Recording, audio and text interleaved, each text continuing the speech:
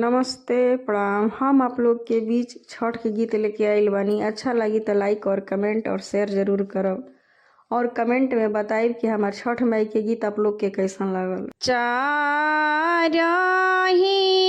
कोना के पोखरवा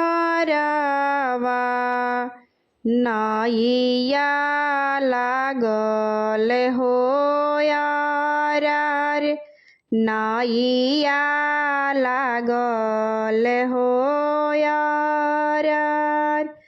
जाही नैया चढ़ेलन कवन सेवक संगवा कमन देई साथ, संगवा कमन देई साथ।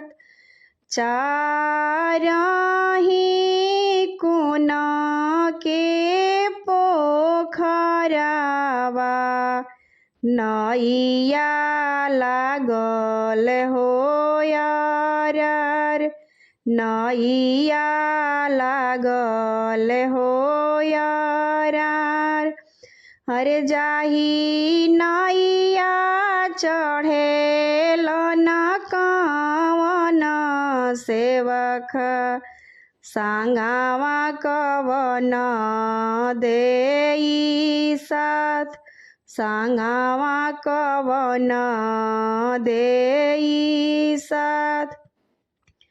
गोदिया में रोवेला बलकवा अम्मा हमू चलब साथ, मम्मी हमू चलब साथ।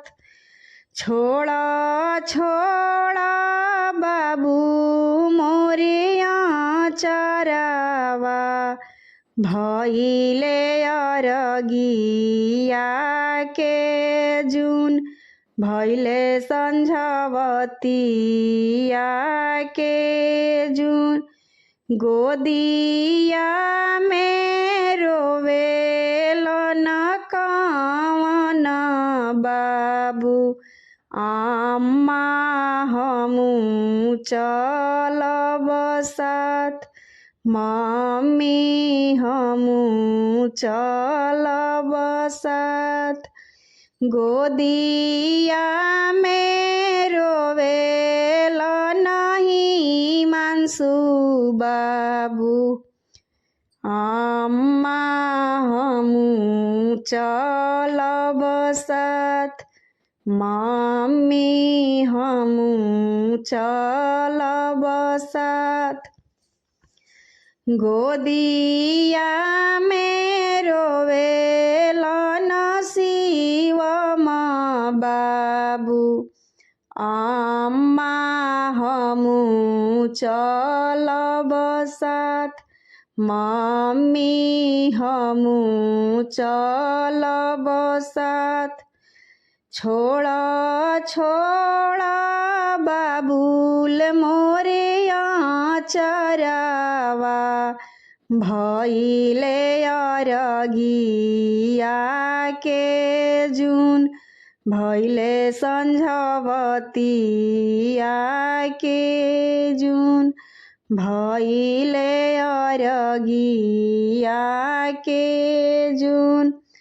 चारही कोना के पोखरवा नैया लागल हो यार, नैया लागल हो यार। चाही नैया चढ़ेलन कवन सेवक संगवा कवन देई साथ, संगवा कवन देई साथ। गोदिया में रोवेली खुशिया बेटी अम्मा हमू चलब साथ, मम्मी हमू चलब